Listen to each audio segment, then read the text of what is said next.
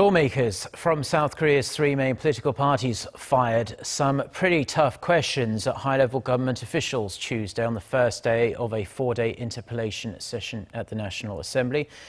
Day two on this Wednesday will cover topics related to national security and foreign affairs. Park Ji-won with more. Around a dozen lawmakers from Korea's three main political parties grilled high-profile government officials at Parliament on Tuesday. The list of officials in the hot seat included Prime Minister Hwang Kyo-ahn, as well as the Ministers of Justice, Public Safety and Interior.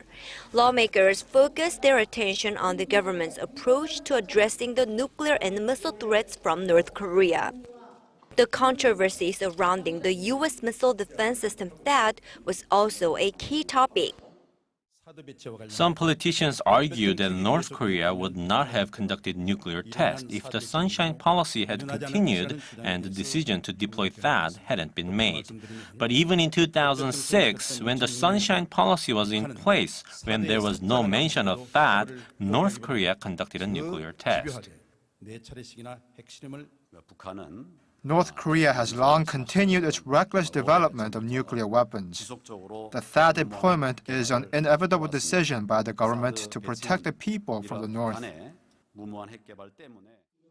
On another front, opposition lawmakers urged the government to set up a new body to investigate corruption cases involving high-profile officials, drawing the objections of the Prime Minister. It's now been over 10 years since we started discussing setting up the investigative body. We can no longer rely on the prosecution to perform itself. We know prosecutors are having problems with self-reform, but we currently have a special prosecutor system, and I think we should use it instead of creating a new investigative body.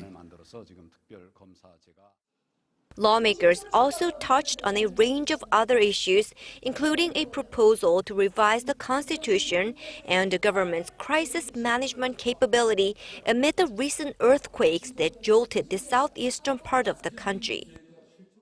The next session on Wednesday will focus on national security and foreign affairs, while the economy will be the main topic on Thursday, and educational and social issues will top the agenda on Friday. Park Ji-won, Arirang News.